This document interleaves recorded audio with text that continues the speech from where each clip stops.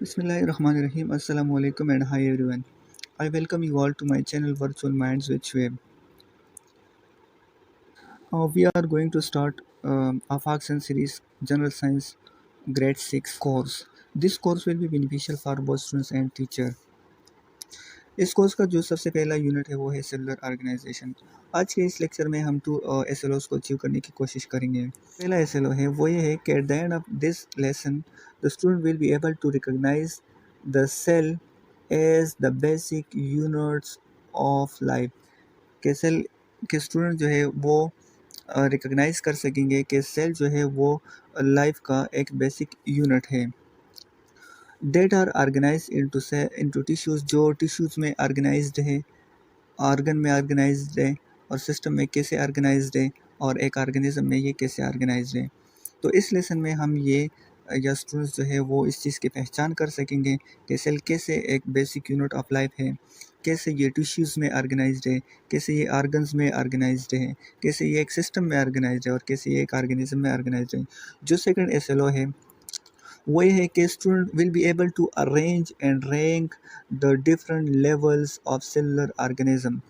कि स्टूडेंट जो है वो तरतीब दे सकेंगे और वो रैंकिंग कर सकेंगे of different levels of cellular organisation के सेलुलर ऑर्गेनाइजेशन के जो डिफरेंट लेवल्स हैं वो उसकी अरेंजमेंट कर सकेंगे, उसकी रैंकिंग कर सकेंगे कि पहले सेल आएगा या टिश्यू आएगा या ऑर्गन आएगा या ऑर्गेनिज्म आएगा। ठीक है, तो ये 2 एसएलओस आज इस लेक्चर में हम अचीव करेंगे। और सबसे पहले आप स्टूडेंट से ये क्वेश्चन करें कि what do you think our body is made of, कि हमारी बॉडी जो है वो किस चीज़ से बनी हुई है। स्टूडेंट की ब्रेनस्टॉर्मिंग करें। अगर मेरी ये वीडियो स्टूडेंट देख रहे हैं तो स्टूडेंट सोचे और मुझे कमेंट में आंसर करे कि हमारी बॉडी जो है वो किस चीज़ की बनी हुई है। ठीक है, क्वेश्चन उनसे ये पूछे कि which cell can be observe with the naked eye, कि कौन से सेल को हम नेकेड आइज़ की मदद से देख सकते हैं। अब यहाँ पे नेकेड आई का मतलब ये है, आई तो आप जानते हैं कि आँख को कहते हैं।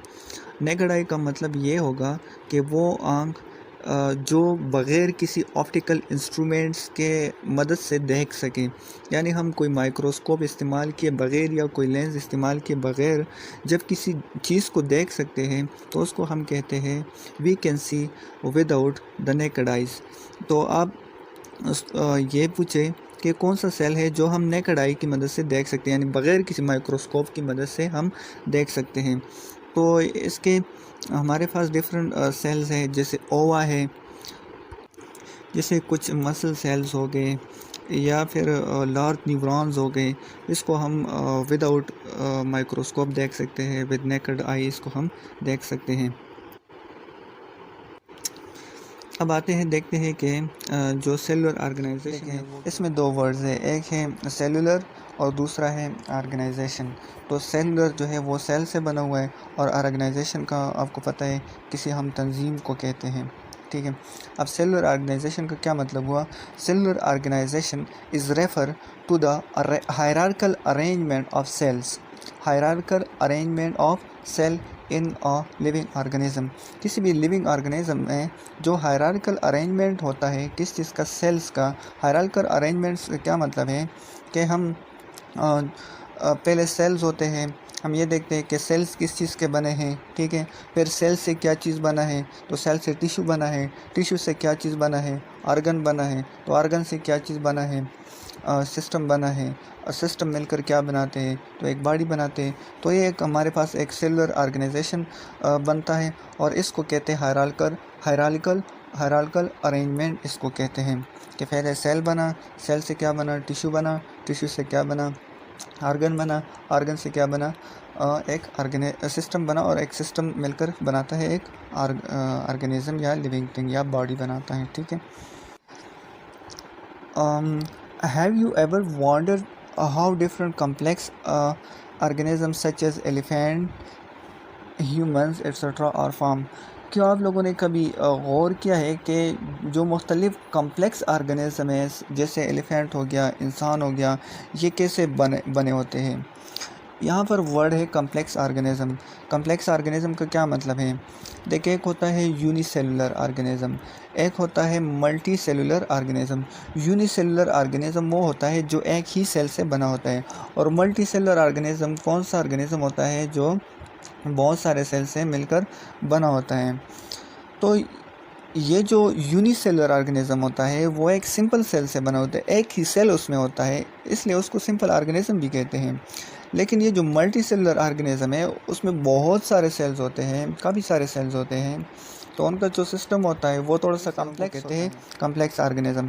देखिए, अब हाथी हो गया, एलिफेंट हो गया, ये तो कोई एक सेल से नहीं बनाए ना, बहुत सारे सेल से मिलकर बनाए, तो ये एक कम्प्लेक्स ऑर्गेनिज्म है।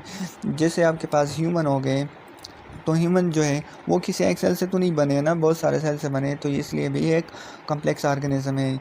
या आप कह रहे कोई भी जानवर हो सकता है, सांप हो सकता है, सांप जो है वो भी एक किसी एक सेल से नहीं बना है, वो भी डिफरेंट बहुत सारे सेल से बना है, तो वो भी एक कम्प्लेक्स ऑर्गेनिज्म है।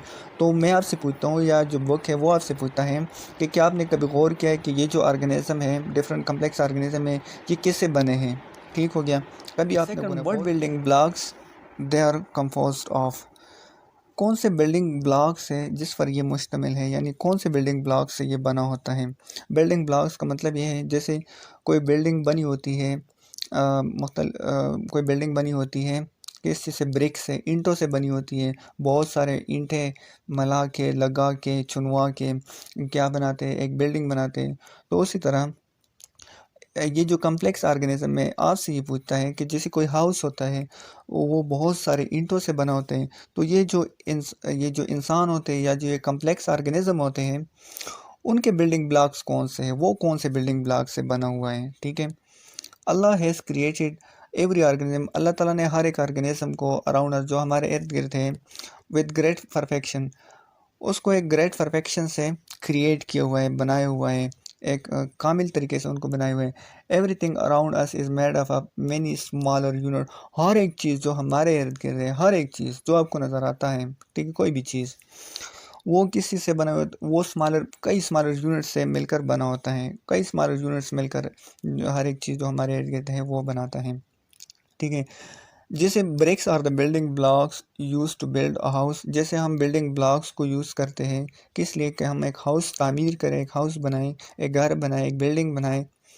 सिमिलरली सेम उसी तरह जो सेल्स है और the building blocks of all living organism, उसी तरह ये जो सेल्स है वो भी तमाम ऑर्गेनिज्म का वो एक बिल्डिंग ब्लॉक है, एक यूनिट है। ठीक है। जैसे ईंट किसी हाउस का एक यूनिट है, सेम उसी तरह जो सेल है ये भी ऑर्गेनिज्म का एक बिल्डिंग ब्लॉक है। लेट्स एक्सप्लेन करते हैं मज़ीद सेल को कि सेल क्या है। देखें, the word cell is derived from a Latin word cella, ये जो सेल वर्ड है ये एक लातीनी ज़बान के वर्ड सेला से डिराइव किया गया है, उनसे एहस किया गया है। डिराइव का मतलब है एहस करना, उनसे निकाला गया है। ठीक है। और इसके मीनिंग है स्मॉल रूम्स, और इस सेला के मीनिंग क्या है, छोटे कमरे। ठीक हो गया। A cell is the smallest structural and functional unit of organism। एक सेल जो होता है वो क्या होता है, ये स्मॉलेस्ट मतलब सबसे छोटा, स्मॉल होता है छोटा, स्मॉलर होता है छोटा तर, और स्मॉलेस्ट होता है छोटा तरीन, यानी इंतहाई छोटा। क्या है, स्ट्रक्चरल एंड फंक्शनल यूनिट है। सेल जो है वो एक smallest structural and functional unit है। किस चीज़ का smallest functional and structural unit है, एक ऑर्गेनिज्म का। देखिए यहाँ पे दो वर्ड्स है, एक है स्ट्रक्चरल और दूसरा है फंक्शनल। तो इसका मतलब ये हुआ कि सेल जो है वो रिस्पॉन्सिबल है किसी भी ऑर्गेनिज्म के स्ट्रक्चर का। ठीक है। ये किसी ऑर्गेनिज्म को स्ट्रक्चर देता है। ठीक हो गया। और ये फंक्शन भी परफॉर्म करते हैं, काम भी करते हैं उस ऑर्गेनिज्म के लिए। ठीक है। तो ये किसी ऑर्गेनिज्म का एक स्ट्रक्चरल और एक फंक्शनल यूनिट है, विच इज़ टिपिकली माइक्रोस्कोपिक। ये आमतौर पर क्या होते हैं, माइक्रोस्कोपिक होते हैं, अमूमन ये माइक्रोस्कोपिक होते हैं। कुछ माइक्रोस्कोपिक का मतलब ये हुआ कि इसको हम माइक्रोस्कोप की मदद से अमूमन देखते हैं, या ज़्यादातर जो है इसको हम माइक्रोस्कोप की मदद से देखते हैं। माइक्रोस्कोप के बगैर भी देख सकते हैं। कौन से सेल है जो हम माइक्रोस्कोप के बगैर भी देख सकते हैं, आप कमेंट्स में भी बता दें, मैंने शुरू में भी आपको बता दिए कि कौन से सेल जो माइक्रोस्कोप के बगैर भी देख सकते हैं। एंड कंसिस्ट ऑफ साइटोप्लाज्म, और ये मुश्तमिल होते हैं किस चीज़ पर, साइटोप्लाज्म पर मुश्तमिल होता है, यानी इसमें साइटोप्लाज्म होता है। किस में साइटोप्लाज्म होता है, सेल में साइटोप्लाज्म होता है। And genetic material enclose in a membrane. और इसमें मज़ीद क्या होते हैं, जेनेटिक मटीरियल इसमें होता है। जेनेटिक मटीरियल क्या होता है, इस सेल के अंदर कुछ मॉलिक्यूल्स होते हैं, जैसे डीएनए हो गया, ठीक है। तो उसमें जेनेटिक मटेरियल्स होते हैं। जेनेटिक मटेरियल कौन से होते हैं, जो अब जेनेटिक मटेरियल क्या होता है, जेनेटिक मटेरियल जो है ये विद इन ए सेल, किसी सेल में मॉलिक्यूल्स होते हैं, कुछ सब्सटेंसेस होते हैं, जैसे डीएनए हो गया, और वो क्या करता है, वो कैरी करता है और ट्रांसमिट करता है, यानी मुंतकिल करता है किस चीज़ को, जेनेटिक इन्फॉर्मेशन को। जो जेनेटिक मालूमात होते हैं वो ट्रांसमिट करते हैं किस चीज़ से किस की तरफ, पेरेंट्स से ऑफस्प्रिंग की तरफ। जैसे अगर पेरेंट्स के जो आइज़ है वो ब्लू है तो बच्चों के भी ब्लू होंगे। अगर पेरेंट के जो हाइट्स है वो लंबे हैं हाइट्स में, तो उनके बच्चे भी जो है वो लंबे होंगे। अगर वो बूने हैं तो उनके बच्चे भी बूने होंगे। अगर उनके बाल जो है वो घुंघराले हैं तो उनके बच्चों के बाल भी घुंघराले होंगे। अगर उनके बालों का जो कलर है या स्किन कलर है वो वाइट है तो बच्चे भी वाइट होंगे, काले हैं तो काले होंगे, ठीक है।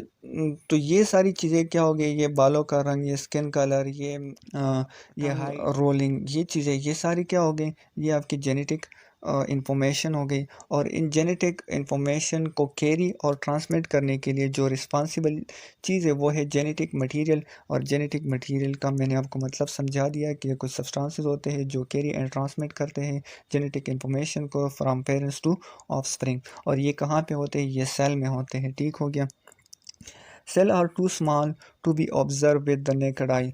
और सेल जो होते हैं वो ये बहुत छोटे होते हैं और इसको हम नेकेड आइज़ की मदद से हम इसको नहीं देख सकते, ठीक हो गया। नेकेड आई का मतलब भी मैंने आपको समझा दिया कि इसको हम माइक्रोस्कोप के बगैर नहीं देख सकते।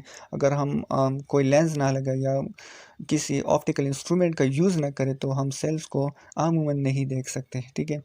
ए माइक्रोस्कोप इज़ यूज, माइक्रोस्कोप को हम इस्तेमाल करते हैं to observe an enlarge image of this cell. इन सेल के बड़े इमेज को, यानी इस सेल के बड़े तस्वीर को देखने के लिए हम क्या इस्तेमाल करते हैं, माइक्रोस्कोप को इस्तेमाल करते हैं। अगर हम माइक्रोस्कोप का इस्तेमाल ना करें तो ये सेल या तो हमें बिल्कुल नज़र भी नहीं आएंगे, और अगर आएंगे तो बहुत छोटे होंगे। तो इनका साइज़ बड़ा करने के लिए, यानी एक बड़े साइज़ में इनको देखने के लिए हम क्या करते हैं, माइक्रोस्कोप का यूज़ करते हैं। The term cell was first introduce by English scientist. ये जो सेल का जो लफ्ज़ था ये सबसे पहले एक इंग्लिश साइंसदान ने, एक अंग्रेज साइंसदान जिसका नाम राबे, उन्होंने इस टर्म को इंट्रोड्यूस किया था।